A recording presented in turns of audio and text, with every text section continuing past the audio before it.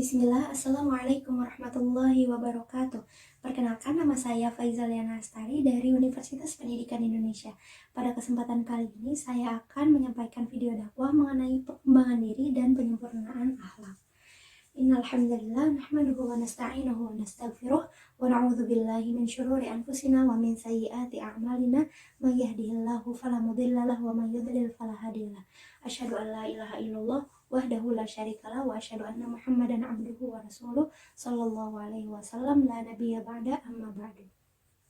Pada pembahasan pertama yaitu mengenai pengembangan diri. Pengembangan diri adalah usaha yang dilakukan seorang untuk membuat dirinya menjadi lebih baik.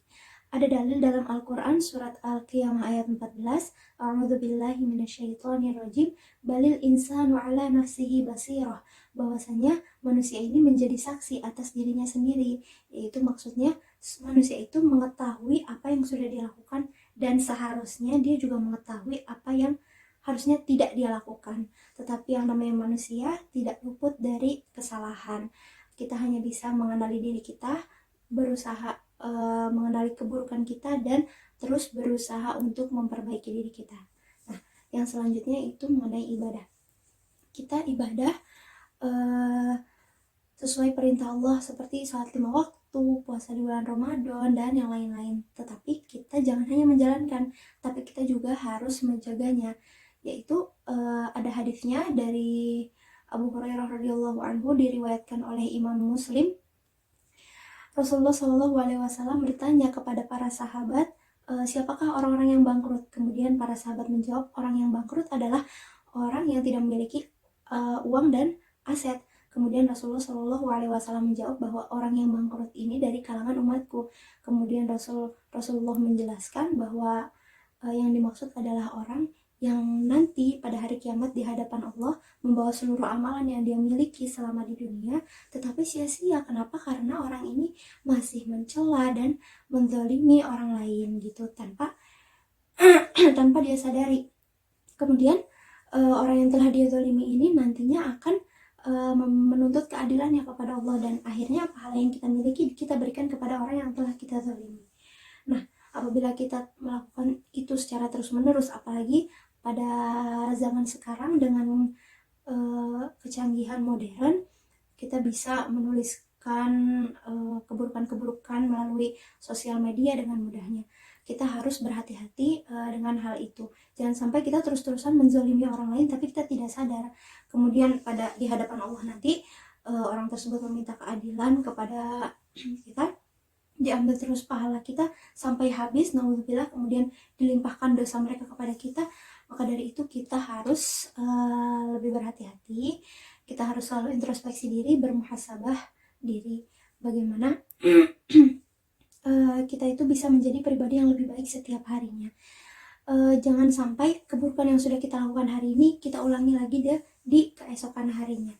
Justru kita harus meminta keikhlasan, meminta maaf, meminta keridhaan orang yang sudah kita zalimi, agar mereka tidak menuntut kita di akhirat kelak. Nah, pembahasan yang kedua yaitu mengenai penyempurnaan akhlak.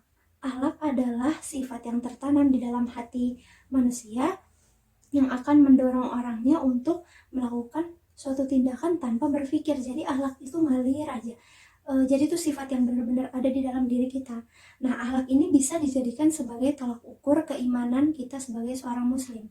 Terdapat dalam sebuah hadis, an Abi Hurairah radhiyallahu anhu, akmalul mu'min imanan ahsanuhum khuluqa. Hadis hasan riwayat Tirmidzi, yang artinya orang mukmin yang paling baik imannya adalah yang paling baik akhlaknya. Maka dari itu akhlak ini bisa menjadi barometer keimanan kita sebagai seorang muslim. Apakah keimanan yang ada dalam hati kita itu hanya sebatas teori atau memang akidah yang nantinya akan mencerminkan akhlak kita. Kemudian yaitu tentang alasan kenapa akhlak ini penting. Terdapat hadis an Abi Hurairah radhiyallahu anhu, qala Rasulullah sallallahu alaihi wasallam, khaslatani la tajtami'ani fi munafiq, husnus samti wala fiqhu fiddin. Hadis riwayat Tirmidzi, yang artinya ada dua hal yang tidak mungkin terdapat dalam hati orang yang munafik, akhlak yang mulia dan pemahaman ilmu agama yang benar. Jadi apabila seorang muslim memiliki dua pemahaman ini di dalam dirinya, maka orang tersebut bisa terhindar dari sifat munafik. Tapi apabila hanya ada salah satunya, orang tersebut masih berpeluang menjadi orang yang munafik. Nah, yang selanjutnya yaitu pembahasan mengenai keutamaan akhlak. Keutamaan akhlak itu banyak sekali, tapi saat ini saya hanya akan menjelaskan dua. Yang pertama, dalam sebuah hadis an Jabir ibni Abdullah radhiyallahu anhu qala qala Rasulullah sallallahu alaihi wasallam, inna min ahabbikum ilayya wa aqrabikum minni majlisan yaumal qiyamah ahasunukum akhlaqa. Yang artinya kata Rasulullah sallallahu alaihi wasallam, sungguhnya orang yang paling aku cintai dan paling dekat denganku pada hari kiamat adalah orang yang paling baik akhlaknya. Masya Allah, siapa yang tidak mau berada di dekat dengan Rasulullah pada hari kiamat? Pasti semua orang mau. Hadis ini hadis sahih riwayat Imam Tirmidzi. Dan keutamaan yang kedua yaitu dalam sebuah hadis dari Abu Umamah radhiyallahu anhu, dalam penggalan hadisnya, wa in kana mazihan wa bi baitin fi a'lal jannah liman hasanal khuluqah, yang artinya aku menjamin sebuah rumah di surga sebuah rumah yang tinggi di surganya Allah bagi orang yang bagus akhlaknya. Hadis hasan riwayat Imam Tirmidzi. Masya Allah, tidak ada orang yang tidak mau diberikan jaminan surga oleh Allah di rumah di surganya Allah kelak. Pasti semua orang menginginkannya. Nah, yang terakhir yaitu cara bagaimana kita itu bisa menyempurnakan akhlak, tentu saja dengan terus mempelajari ilmunya. Bahkan para ulama-ulama terdahulu itu mempelajari ilmu akhlak ini selama belasan tahun hingga puluhan tahun, hanya ilmu adab dan akhlak, bukan ilmu yang lain.